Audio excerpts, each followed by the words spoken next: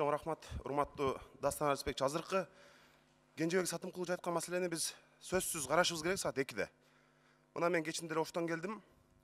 Ош шаарына ушул тегерек четиндеги райондордон 40 миңге жакын адамды учетко койду. Бул шайлоо эмес. Биз шаардыктардын өзүнүн депутаттарын, өзүнүн мэрин тандап алуу укугунан ажыратып салдык. Партиялар, мен мына шаар бийлигине, күч органдарына дооматым жок.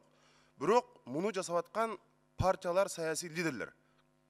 Азыр райондордо паспортторун алдырып ийген жарандар пособиясын албай атат. Пенсиясын ала албайт. Үлүш жерлеринде проблема болот. Мына биз 1000 сом, 2000 сом беребиз деп атып, элибизди чоң азапка салдык. Партиялардын, болочоктогу депутаттардын элге болгон жакшылыгы ушулбу?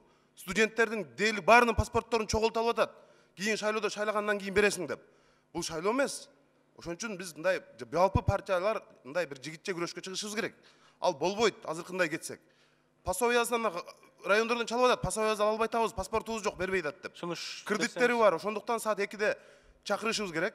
Сөзсүз угуп, мына ГКМБ, МВД, ГРС, Борбордук шайлоо комиссиясы кырдаалдан жыгынын жолун талкуулашыбыз керек. Менде сунуш азыр биз 6 айды, акыркы 6 айда учетко тургандар добуш бере албайт деген мыйзамды кабыл алып, колдон келсе өкмөт, парламент, президентке кайрылып, шайлоонун мөөнөтүн дагы 2 айга жылдырышыбыз керек.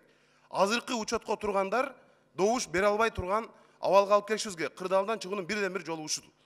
Рахмат.